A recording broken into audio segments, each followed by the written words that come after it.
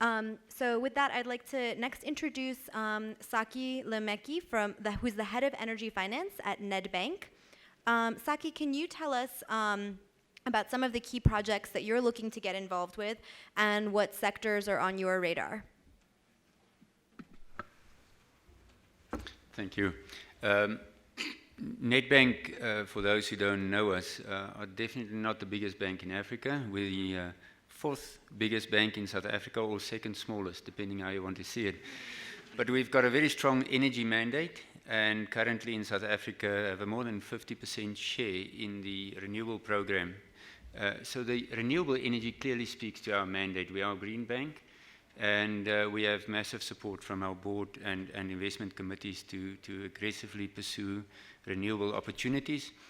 That does not exclude any of the other technologies. So I can speak mainly to energy, but we of course offer the complete suite of investment opportunities in oil and gas, mining, infrastructure, telecoms, and then energy.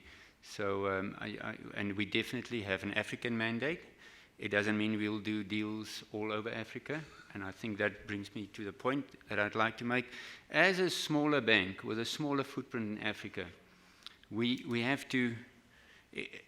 very aggressive in South Africa, but in the rest of Africa we're selective. So we try to follow reputable sponsors, proven technologies, and try to target the investment environments where the regulatory framework and the legal framework is such that it will facilitate private sector investment. Personally, we are of the opinion that private sector is very efficient in delivering power to Africa countries.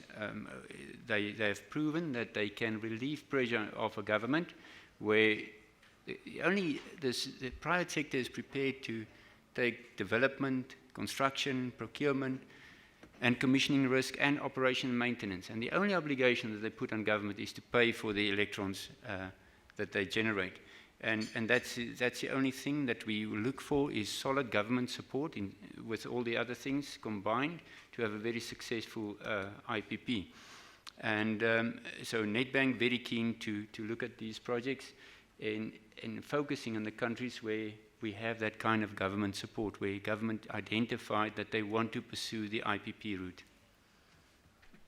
Thank you, Sakkie. I think many of the points that you raised, we've heard throughout the day, particularly those around having transparent legal and regulatory frameworks, and I think that ties in nicely with some of the earlier comments we've heard about the IFC Scaling Solar program and how they're attempting to create a standardized framework. So, maybe just important to highlight the topic is private sector.